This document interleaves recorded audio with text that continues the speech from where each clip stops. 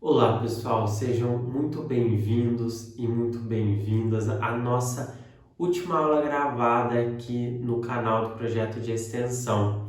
E como eu sempre digo, a partir de agora vamos descomplicar o direito, mas vamos descomplicar agora o direito imobiliário. Sim, iremos conversar a respeito do direito imobiliário, um direito muito importante para o nosso dia a dia, porque a sociedade é, desde a sua origem, uma sociedade patrimonialista. Imóveis sempre vão envolver toda a relação da sociedade. Por isso, nós achamos de suma importância trazer esse tema para a nossa aula. Então, por isso que nós escolhemos esse tema para a nossa última aula gravada dessa temporada do projeto de extensão ano 2021. Então a nossa aula ela vai ser dividida em duas partes. Na primeira parte, o Lázaro apresentará para vocês a diferença de posse e de propriedade e outros aspectos iniciais para que vocês possam estar preparados para continuarem a seguir conosco nessa jornada do direito imobiliário. Em seguida, a Ana apresentará para vocês os modos de aquisição de propriedade. Vocês sabem quais são os modos de a forma como adquirir uma propriedade? Não existe somente a compra e venda. Vocês aprenderão com ela a novos meios para essa aquisição. Vocês já ouviram falar de uso capião? Então, é um dos meios que será apresentado em seguida pelo Matheus. Ele também conversará com vocês a respeito das construções irregulares e também daquelas construções realizadas em laje. Já na parte 2 da nossa aula, a Maria discutirá com vocês a respeito da tão famosa pergunta: posso comprar? Será que esse imóvel é seguro? Assim, ela apresentará para vocês sobre a importância de fazer uma análise de risco em todas as vezes que houver uma transação imobiliária e apresentará dicas para uma compra segura. Em seguida, eu voltarei a conversar com vocês a respeito da doação em vida, um assunto delicado e de extrema importância para as pessoas que desejam doar um bem ou que vai receber o bem em doação.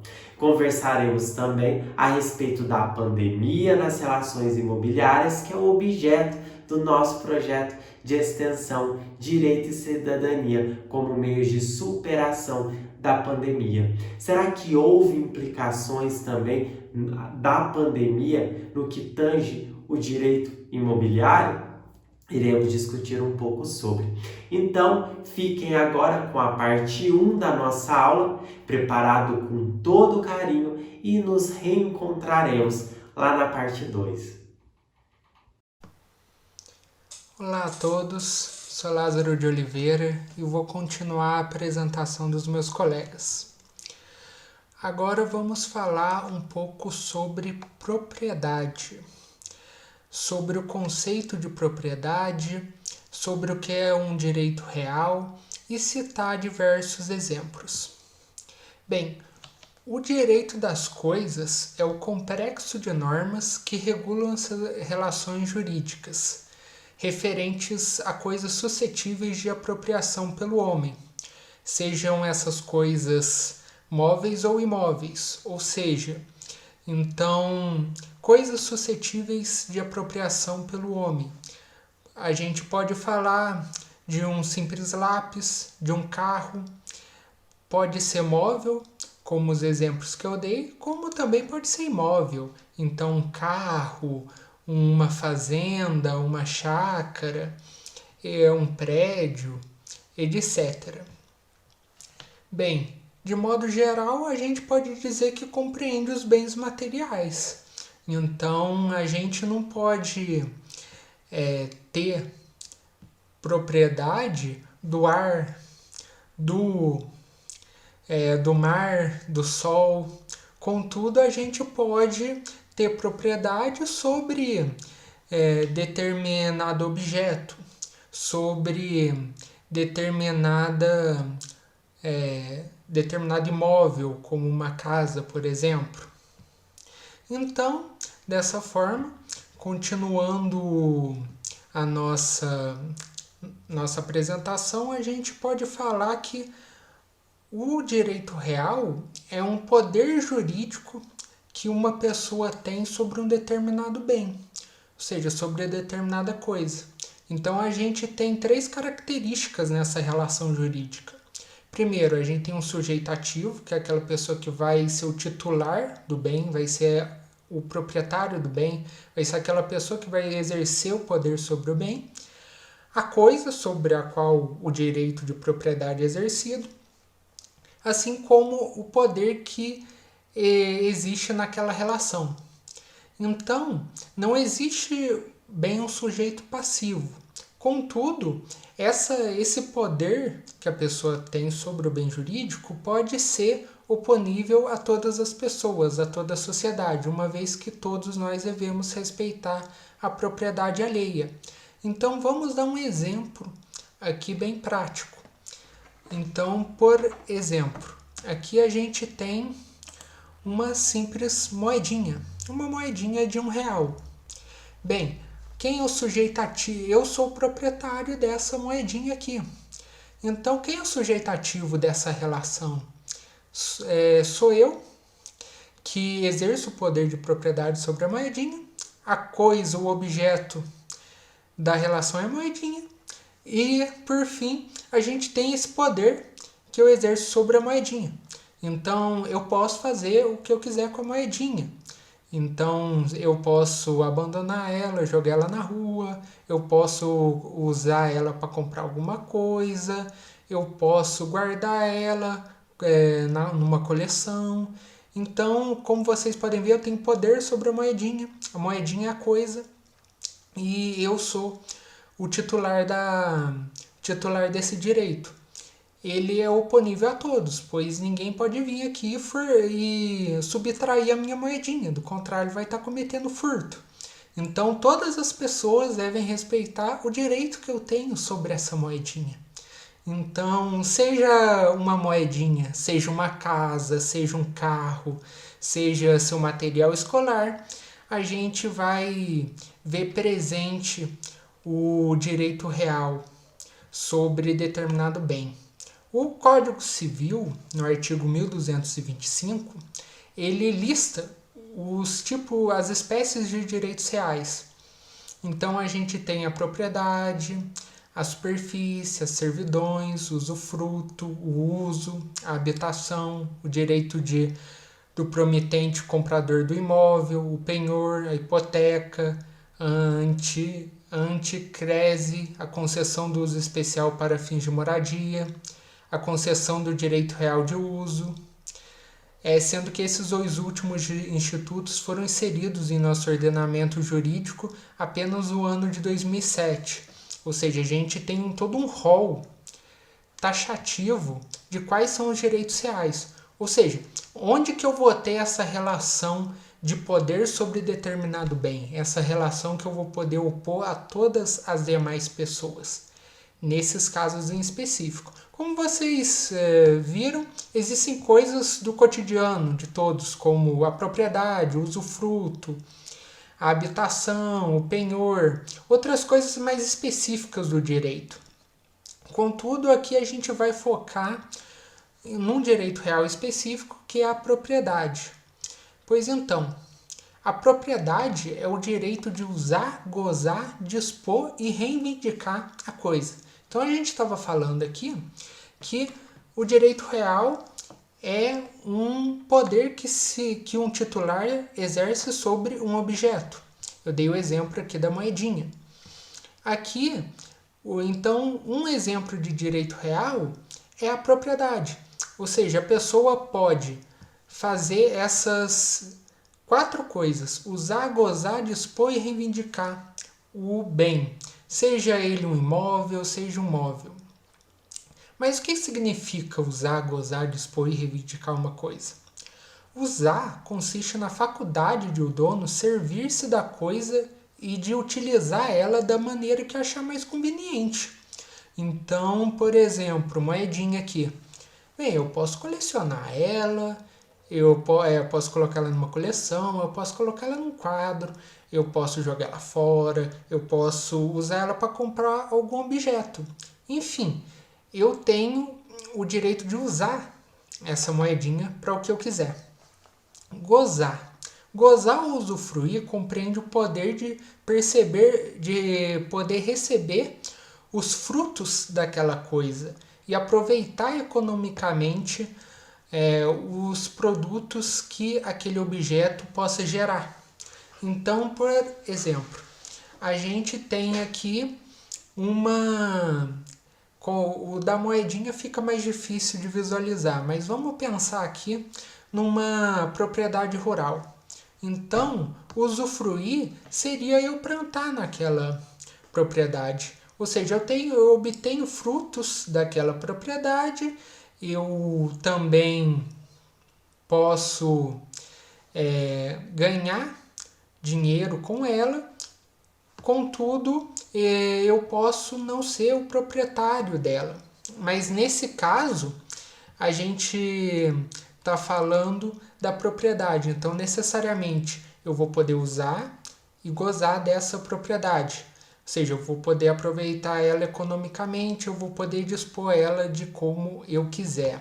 O terceiro item, dispor da propriedade, ou seja, transferir ela, aliená-la por como eu quiser, para quem eu quiser a qualquer título, ou seja, no valor que eu quiser. Então, por exemplo, voltando ao exemplo da propriedade, eu posso dispor ela da maneira que quiser. Então, se eu quiser plantar lá, eu posso. Se eu quiser criar gado, eu posso. Se eu quiser construir uma piscina lá, eu posso. Ou seja, então eu posso usar ela da maneira que eu quiser, nos limites da lei, obviamente. Eu posso gozar dela, ou seja, eu posso usufruir das suas características. Então eu posso plantar lá e a partir disso obter uma vantagem econômica. Eu posso simplesmente alugar ela e obter vantagens econômicas com isso. Eu posso dispor dela, ou seja, eu posso transferir para quem eu quiser. Eu posso colocar ela à venda, isso é um exemplo de dispor. Eu posso doar para alguém, se eu quiser, também é um exemplo de dispor a propriedade. Pois então, e o último elemento, lembra? Usar, gozar, dispor e reivindicar. Ou seja, se alguém tentar usurpar a minha propriedade, se alguém começar a utilizar aquela propriedade sem a minha autorização, eu posso reivindicar aquela propriedade, aquela coisa para mim. Então, por exemplo, se alguém invadir a propriedade, aquela propriedade rural que eu tenho, e começar a utilizar ela para plantar, eu posso reivindicar a minha posse. Da mesma forma, a minha moedinha aqui. Se alguém tentá-la furtar essa moedinha, eu posso reivindicar a minha moedinha. Assim como acontece com um carro, com um prédio, como um celular, etc. Então aqui eu dei um exemplo de uma moedinha, que é uma coisa, mas um carro também é uma coisa, um prédio é. Então tudo isso são coisas que a gente pode exercer um direito real sobre elas. Então a propriedade, mais em específico, é justamente a faculdade que uma pessoa tem de usar, usufruir, dispor e reivindicar uma coisa. Ou seja, a pessoa tem todos esses direitos sobre aquele objeto. Contudo, existe o direito real sobre coisa alheia. Ou seja, é quando um desses elementos não estão presentes. Então, nesse caso que eu falei da propriedade, todos os elementos estavam presentes. Aqui no caso da moedinha, todos os elementos estão presentes. Eu posso dispor, eu posso usufruir, eu posso reivindicar, eu posso usar. Contudo, existem alguns casos em que um desses elementos vai estar sozinho, ou vai faltar um desses elementos. Aí, no caso, a gente tem os direitos reais sobre coisa alheia. Ou seja, a coisa não é minha, mas eu tenho um direito sobre ela. Ou seja, eu posso opor algo em relação a ela. O primeiro exemplo é o direito de gozo, fruição, que é quando o titular poderá usufruir do bem, mesmo não ostentando a condição de proprietário. É o usufruto, a servidão. Então, por exemplo, uma pessoa que está utilizando uma casa em usufruto não é proprietária dela. Então, por exemplo, ela não pode alienar a casa, ela não pode colocar à venda a casa. Contudo, ela pode usufruir da casa, ela pode usar a casa. Então, ela pode morar lá, pode chamar pessoas para morar com ela, etc. Para visitar a casa, ou seja, ela mora na casa, contudo, ela não pode dispor da casa como ela quiser. Então a gente tem um exemplo aqui de gozo, um direito real de apenas gozo, fruição. Existe direito real de garantia, que são aqueles que garantem o cumprimento de uma obrigação, por exemplo, penhor, a hipoteca, propriedade fiduciária. Então, nesse caso, por exemplo, se existe o penhor de um objeto, o objeto ainda não pertence ao credor, ou seja, a quem vai penhorar o objeto. Contudo, a pessoa exerce um direito sobre aquilo, pois o que acontece? Existe uma dívida do devedor, como ele não conseguiu pagar, vai ocorrer a penhora. Então, os objetos ainda não são do credor, contudo, ele tem o direito de exigir a penhora. E, por fim, a gente pode falar também do direito real de aquisição, que é aquele que gera expectativa de adquirir a propriedade do bem fim da condição suspensiva. O que isso quer dizer? A gente pode fazer um contrato, um compromisso de compra e venda. Então, por exemplo, eu sempre quis um determinado carro e a gente firma um contrato que quando a Mariazinha, que é a dona daquele carro, terminar,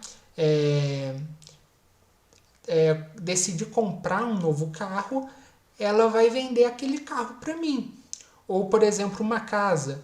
Eu firmo um contrato que no momento que a partir de tal ano, quando eu tiver dinheiro suficiente, eu vou comprar determinada casa. Então, quando chegar aquela data, ou quando a condição do contrato for prevista, eu tiver o dinheiro para casa, ou a Mariazinha ela resolver trocar de casa, trocar de carro, eu vou ter o direito de preferência sobre aquele imóvel, sobre aquele objeto. Então, a pessoa necessariamente vai ter que vender para mim, se assim tiver firmado o compromisso. Então, veja bem, a casa não é minha, contudo a gente já firmou um compromisso que, caso ela esteja à venda, por exemplo, eu seria o comprador preferencial. Pois então, tudo isso que a gente citou, né? O que é direito real, o principal direito real que é a propriedade, todos esses exemplos de o que é a propriedade, exemplos de direitos reais sobre coisas alheias. Tudo isso gira em torno de algo muito importante, que é o registro dos bens para que se exerça um direito real. Então, no caso dos bens imóveis em específico, então existe essa diferença entre bem imóvel e bem móvel. No bem móvel, como o carro, como a moedinha, a propriedade ela pode ser passada pela simples entrega. Então, por exemplo, eu decido doar essa moedinha. Eu simplesmente chego no Joãozinho e entrego para Joãozinho a moedinha. E dessa forma o Joãozinho vai passar a ser o proprietário da moedinha. Não precisa de nenhuma formalidade. Contudo, o bem imóvel ele necessita de registro no cartório. Ou seja, é necessário ir no cartório de registro de bens imóveis para que se ocorra a transferência.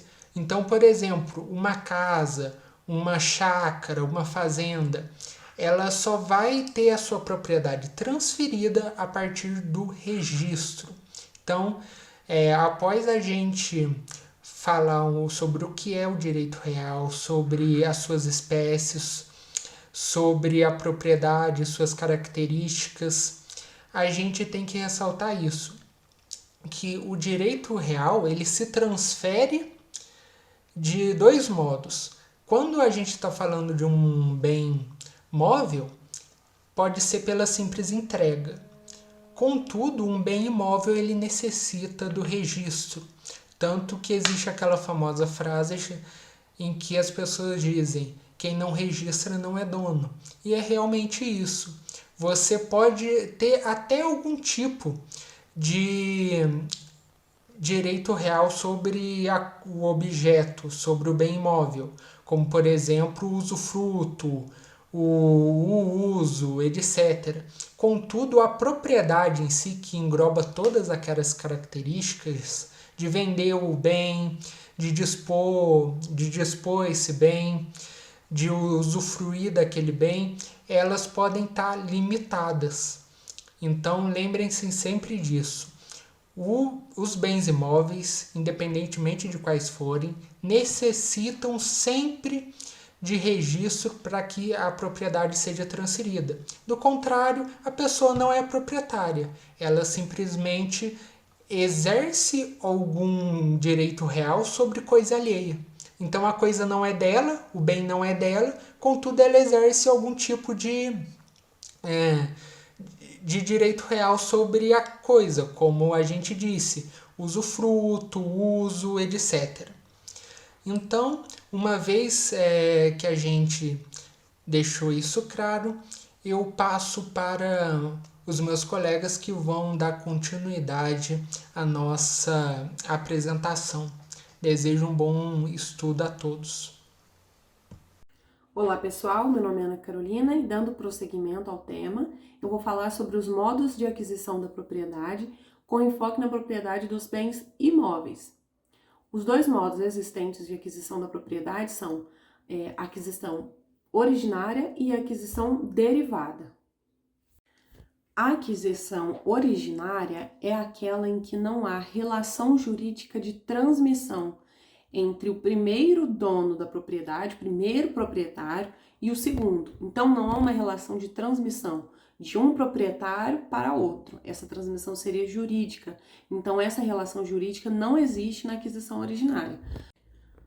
Os dois tipos de aquisição originária que existem no nosso ordenamento jurídico são uso capião, que é um tema bem complexo que vai ser tratado pelo Matheus, é um tema também muito comum e muito importante, o Matheus vai desenvolver mais tarde, e a cessão natural, que é o que eu vou tratar adiante. O que importa entender agora é que a aquisição originária é um tipo de aquisição de propriedade em que não há transmissão da propriedade. Já a aquisição derivada, ela é o contrário. Ela existe quando há uma relação jurídica de transmissão do primeiro proprietário para o seu sucessor. Então, ao contrário da aquisição originária, em que não há esse vínculo, essa relação, essa transmissão, na aquisição derivada, ela é o que marca, é a característica marcante. Os exemplos são diversos. Entre os vivos, por exemplo, existe a venda, a doação. Quando há a morte do proprietário, existe a herança, ou a questão do testamento, que são temas de direito sucessório que foram tratados pela Maria. A regra fundamental na modalidade de aquisição derivada é a que ninguém pode transmitir mais direitos do que tenha ou transmitir direitos que não tenha. Ou seja, A regra é, a única pessoa que pode transmitir a propriedade é o proprietário. No artigo 1238 até o artigo 1259 do Código Civil, existem vários exemplos de aquisição da propriedade. Por que são exemplos e não uma taxação de modos de aquisição da propriedade? Porque é um tema que é tão complexo quanto é histórico. É um tema que existe desde quando existem relações de bens, de propriedade entre os seres humanos na sociedade. Ou seja, é um tema que evolui. Então, se hoje nós conhecemos, por exemplo, a venda, a doação, uso capião, ou vários outros tipos que eu vou falar hoje, também pode vir de surgirem outros tipos de aquisição da propriedade no futuro quando esse tema evoluir. O primeiro tipo de aquisição que eu vou falar hoje, que também está previsto lá no Código Civil, é a aquisição por registro do título. O registro do título de propriedade do bem imóvel é um tema muito importante, porque ele é a forma de formalizar e tornar público quem é o proprietário de um bem imóvel. Ou seja, quando há uma compra e venda, uma doação, para efetivar essa transmissão, porque é uma aquisição derivada, é preciso haver um registro do título, porque o nome da pessoa que estiver no registro do título daquele bem imóvel vai significar quem é o verdadeiro proprietário. Bom, essa questão da aquisição por registro do título, ela é até bem simples e fácil de entender, mas agora eu vou tratar de um tema que parece um pouco complicado, e realmente é, porque traz termos que são da área da geografia e que não são tão acessíveis assim nem para nós do direito, nem para vocês. Mas que eu vou tentar simplificar ao máximo, pelo menos para vocês terem uma compreensão geral do tema. É o tema da aquisição por acessão natural.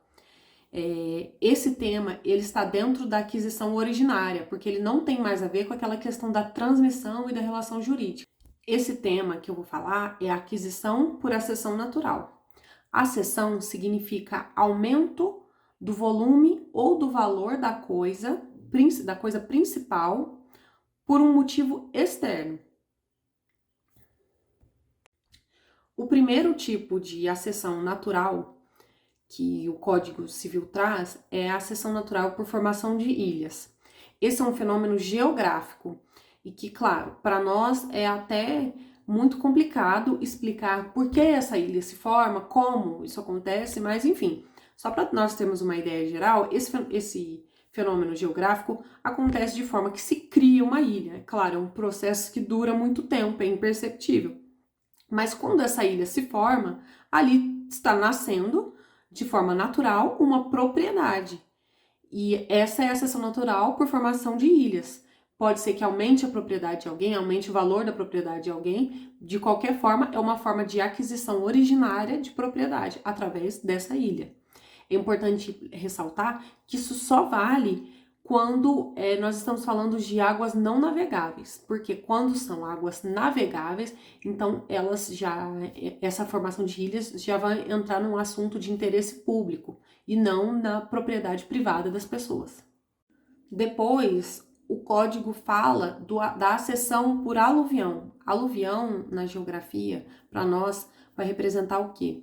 É o acréscimo de partículas de terra, partículas sólidas, que se dá na beira de um rio e vai aumentando a margem daquele rio. É um processo muito lento e imperceptível, porque são partículas minúsculas que vão se depositando até aumentar aquela propriedade. Só que, por ser um processo tão lento e imperceptível, não dá para precisar, por exemplo, se, por exemplo, aquela parte que foi acrescentada à margem de um rio saiu da margem de outro rio, é impossível nós determinarmos em que medida isso aconteceu, em que quantidade, em qual prejuízo de quem perdeu essa parte da sua propriedade, do seu bem imóvel. Por isso, aqui não há indenização. Se uma pessoa perde propriedade porque outra recebeu por aquisição de aluvião, que é um processo natural, não há indenização, não tem como determinar o valor por essa indenização, porque é um processo natural e muito lento. é diferente do que ocorre na cessão por avulsão, que significa que uma força súbita da corrente de água, ela tem tamanha força que ela arranca parte de uma propriedade e transfere para outra propriedade. Então, não é um fenômeno lento e imperceptível, é um fenômeno muito forte, rápido e totalmente perceptível. Então, essa força tira de uma propriedade, passa para outra. E aí, o direito tem que decidir. Então, aquela propriedade que era de um, passou para outra. O que acontece com ela? Então, o Código Civil fala que, se houver indenização, se o novo dono daquela parte que foi arrancada por essa força, vamos supor, então, que é uma parte de terra, de propriedade mesmo, se ele indeniza o antigo proprietário, ele passa a ser o novo proprietário. Ou, mesmo se ele não indenizar, se passar um ano e ninguém reclamar por essa perda. Bom, o próximo tipo de aquisição que eu vou falar é da accessão por alvéolo abandonado. O nome parece bem difícil, e para mim também é, mas quando a gente vai explicando melhor, fica um pouco mais simples. Basicamente é o seguinte, alvéolo é o leito do rio, então já simplifica um pouco. Alvéolo abandonado é quando aquele leito do rio para de ter um rio. O que acontece? Às vezes um rio seca, ele passa por um processo de assoreamento, ele sofre um desvio, enfim, acontecem vários fatores que o rio para de passar ali. Então, onde tinha um rio, tinha um leito, passa a ser uma propriedade seca. Então, passa a integrar algum bem imóvel, alguma propriedade. Como é que o direito ele resolve essa questão? Basicamente, se resolve essa questão da seguinte forma. Metade daquela propriedade do rio, do leito do rio, vai ser para o ribeirinho, para o proprietário de uma propriedade às beiras do antigo rio, de um lado. A outra metade vai ficar para o outro proprietário, para o outro ribeirinho. Então, onde tinha um rio, vai ter agora uma propriedade, um bem imóvel seco. E o dono, os ribeirinhos, os donos daquelas propriedades à beira dos rios, eles vão ser agraciados, eles vão ser beneficiados por uma força natural, por uma aquisição de propriedade. Então a propriedade deles vai aumentar porque aquele rio parou de passar ali. Esses tipos de acessões que eu falei até agora são aquelas acessões, aquelas aquisições de propriedade que estão envolvidas com fenômenos da natureza. E para encerrar o assunto, eu vou falar das construções e plantações, que são formas de aquisição de propriedade que decorrem da atividade, da conduta humana e não mais de um fenômeno da natureza. As construções e as plantações são acessórios da propriedade principal, ou seja, daquele terreno, daquela propriedade, daquele bem imóvel. E se presume que quando há uma construção e uma plantação, o proprietário desses bens acessórios seja o proprietário daquele mesmo terreno, daquele bem imóvel. Só que acontece que muitas vezes uma pessoa pode plantar ou construir na sua propriedade, ou seja, no seu terreno, no seu bem imóvel, mas usando de bens de outras pessoas. Então ela pode usar sementes que não pertencem a ela, ela pode usar materiais de construção que não sejam dela, e aí o direito tem que responder. Porque a questão é a seguinte, tem a propriedade daquele indivíduo, o seu terreno, o seu bem imóvel, mas ele construiu e plantou com bens que não são dele. Então, de quem é a propriedade da construção e da plantação? E aí nós temos duas hipóteses. A primeira, se o indivíduo ele construiu ou plantou ou semeou com materiais, sementes, alheios, a propriedade daquela construção e plantação é dele. Mas ele tem que ressarcir, ele tem que pagar o valor do material de construção, do material de plantação, do verdadeiro proprietário, né? Do verdadeiro dono daqueles materiais. E ainda ele pode ter que pagar perdas e danos se ele agiu de má fé, ou seja, se ele sabia, se ele estava tirando vantagem de usar materiais alheios. Então, nesse caso, ele vai ter que responder com perdas e danos. E o segundo exemplo é o caso de um indivíduo que, com seus materiais, com suas sementes, ele planta ou ele constrói na propriedade de outra pessoa. De quem é a propriedade? É do proprietário daquele terreno, daquele bem imóvel, e não daquele que plantou com seus materiais ou construiu com seus materiais, enfim. Então, o proprietário é o dono do bem imóvel, do terreno. Só que, se o indivíduo que plantou ou construiu estava de boa fé, por exemplo, ele não sabia, ele achou que era um terreno abandonado, ele estava de boa fé. Se ele fez isso de boa fé, ele terá direito a ser indenizado por aqueles materiais, sementes, plantas que ele usou nessa construção ou plantação. Bom, eu espero que vocês tenham aproveitado esse conteúdo do vídeo e que eu tenha simplificado para que vocês entendam de forma geral tudo isso que eu passei hoje sobre as formas de aquisição da propriedade. Olá a todos e todas, é uma honra mais uma vez poder falar com vocês nesse projeto de extensão Direito e Cidadania como meios de superação da pandemia. Neste vídeo, damos sequência a essa temática tão relevante, voltada à questão da propriedade e da posse. Quando tratamos desse aspecto, não podemos esquecer de uma questão muito relevante, que é basicamente, e é sempre importante reforçar, a função social da propriedade. Nós temos um comando constitucional muito significativo em relação a isso. Tem-se a liberdade econômica, tem-se a proteção à propriedade privada, mas a função coletiva da propriedade, que é inerente aos interesses da sociedade como um todo, têm que ser observadas, devem ser respeitadas. No artigo 5º, nos direitos e garantias fundamentais, em seu inciso 23, nós temos um comando importante, que vai trazer justamente essa questão, que a propriedade atenderá à sua função social. E não é só aí que o nosso ordenamento jurídico vai abordar esse aspecto, mas também nos princípios da ordem econômica. Quando observamos o artigo 170 da Constituição Federal, temos ali em seu inciso 3 também a questão da função social da propriedade enquanto ponto fundamental da legislação pátria.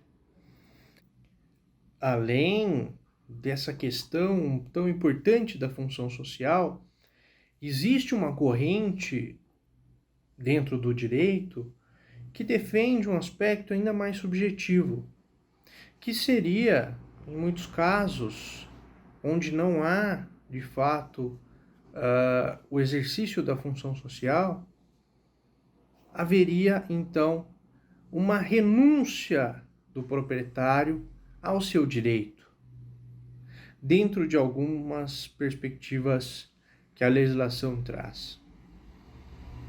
Um dos modos originários de aquisição da propriedade, que transforma a posse, de fato, em propriedade, é justamente um instituto muito conhecido e que tem diversas possibilidades de ser implementado, que você já deve ter ouvido falar, ou então ouvirá em algum momento, que é o Instituto da Uso Capião.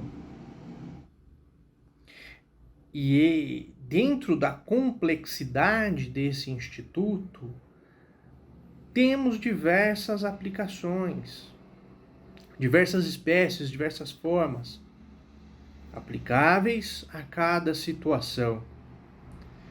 Nós focaremos aqui em 4 das principais espécies da uso capião, de forma introdutória, Lembrando que vocês podem enviar suas perguntas, suas dúvidas, participarem, deixarem os comentários e também buscarem mais informações em outros espaços, mas sempre com a certeza de que podem nos acionar a qualquer momento, caso precisem de alguma informação adicional.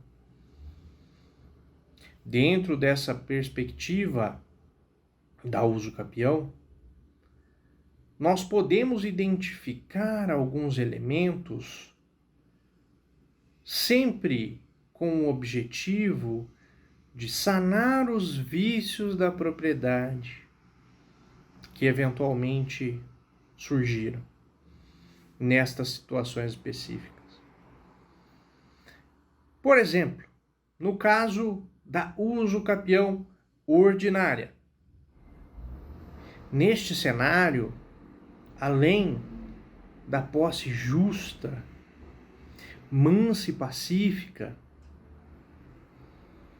por determinado período de tempo, que pode ser 10 anos ou 5 anos,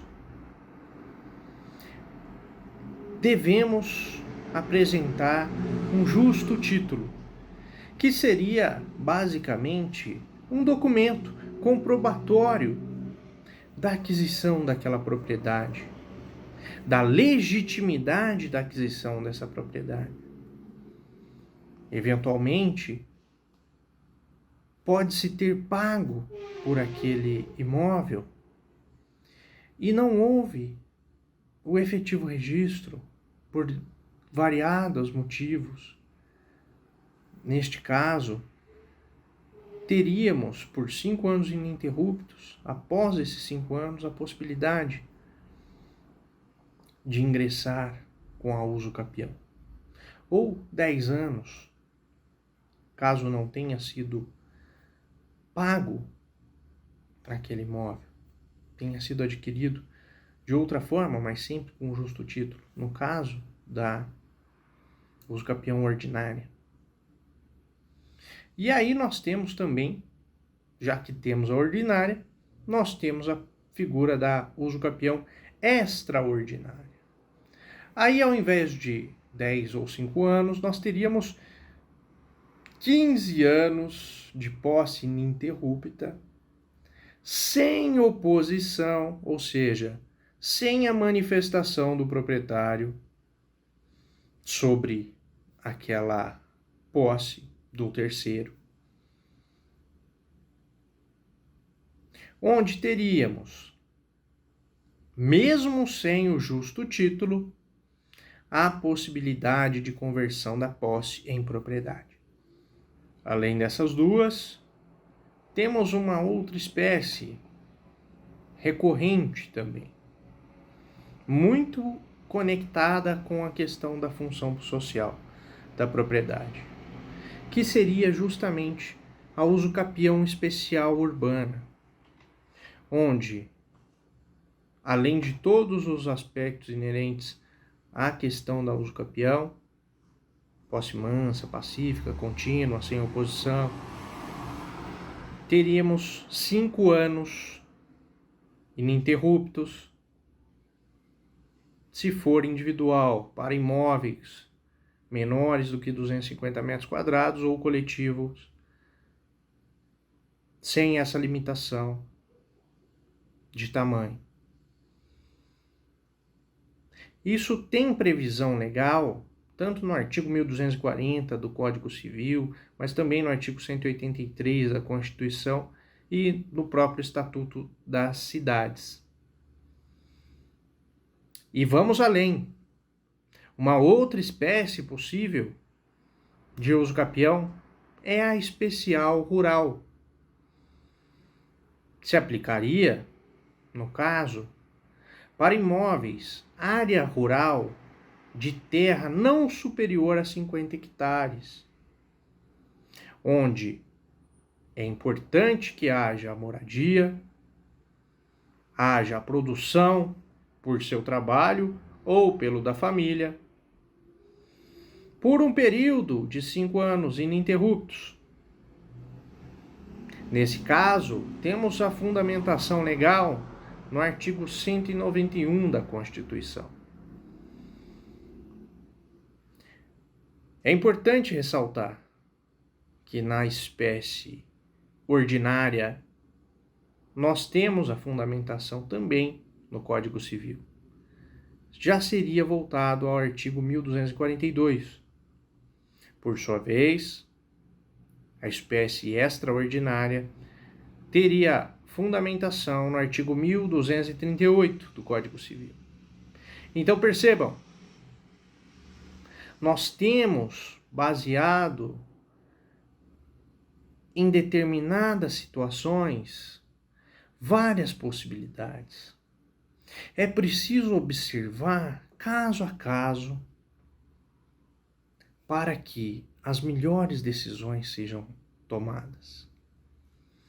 Mas é o interesse da coletividade que as propriedades tenham sua função social implementada. É do interesse de todos que nada fique abandonado, que não cumpra sua função. A partir do momento em que há esse abandono, abre-se a possibilidade, dentro desses períodos, dessa posse ser transformada em propriedade.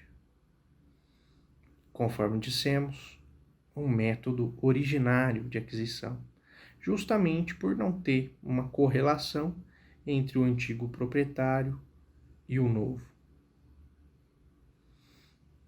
Percebem as várias possibilidades que esse instituto tão rico traz para nossa vida no dia a dia?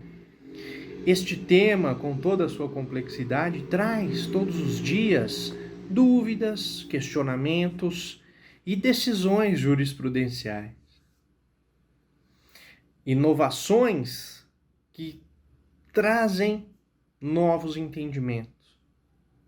O STJ, por exemplo, recentemente, que é o nosso Superior Tribunal de Justiça, decidiu pela possibilidade da aplicação da usucapião extraordinária mediante o preenchimento de seus requisitos específicos, mesmo em imóveis menores do que o módulo definido pelo município. Então, isso que não era previsto foi possibilitado e entendido por esta Corte Superior como possível. A riqueza das possibilidades da usucapião não para por aí. Mais recentemente, o próprio STJ trouxe um entendimento da possibilidade, sim, da regularização por meio da usucapião urbana em loteamentos irregulares. Essa é uma temática profunda, mas que denota que o judiciário está atento às inovações, às necessidades da sociedade e traz cada dia novos entendimentos que deixam nossa compreensão sobre esse instituto ainda mais rica e plural. Convido mais uma vez a todos e todas para acompanharem todos os vídeos do projeto de extensão e enviarem suas dúvidas. É um grande prazer poder falar um pouco com vocês e estaremos sempre à disposição para avançarmos. Fiquem agora com mais temas relacionados às questões de propriedade e posse. Um grande abraço.